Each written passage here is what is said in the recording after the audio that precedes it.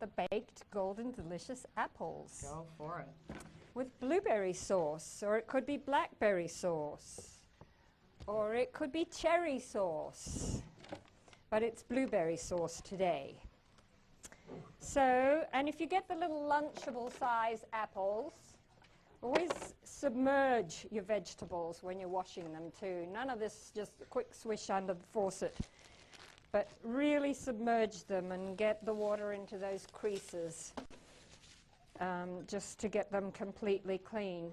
So we've got, I already dealt with the other ones. We just need to score around the equator of the apple. This prevents the apple from exploding, and you'll find, you could find little bits. Oh, what happened to the melon baller? Darn. I don't have one. I'll use the knife. All I right. usually have a melon baller. Oh, maybe it's in here. But anyway, melon ball works really well, but so does a paring knife, but you just have to be a little bit more careful to get the core out. Nope. You know, when I was a newlywed, I put some potatoes in the oven to bake, and I was way away from my mother. She was in Australia, I was here in Ann Arbor. And I put the potatoes in the oven, and I said, so we're having potatoes with our whatever it was. And I opened the oven, and they were nowhere to be seen. On closer scrutiny, there were little pieces of potato all around the oven. They had exploded. So that taught me a lesson early on. So anyway, a melon baller does a way better job than that. But that's pretty good. And you thought they were just for balling melons. Ha. Right, exactly. Well, we don't even bother with those for melons. It's so boring. So now I'm going to put in half a can of the concentrated pure fruit juice and the other half to make up of water. I'm going to put in a tablespoon of quick cooking or instant or minute, whatever, tapioca. That is a wonderful thickener that keeps a lovely clarity to the liquid that you're thickening, and it's from a root. And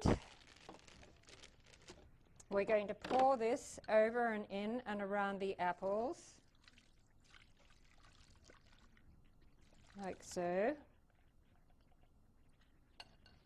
You could always thicken the juice with cornstarch if you ran out of tapioca, but I would do that at the end.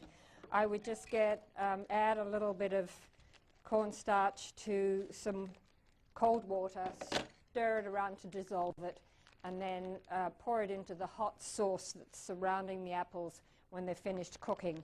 But now I'm just going to pour these berries. Like I said, they could be blackberries, they could be cherries, they could be raspberries, they could be fresh, they could be frozen. You could use dried fruit, you could use dried apricots or raisins.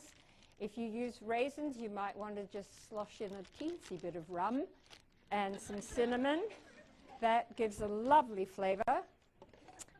So dates and walnuts. Yes, such variety. So this then goes into a 375-degree oven. Now it will vary.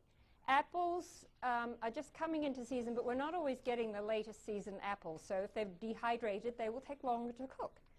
And when they're cooked, which would be probably a good 45 minutes, they will start puffing out where you made the little scores.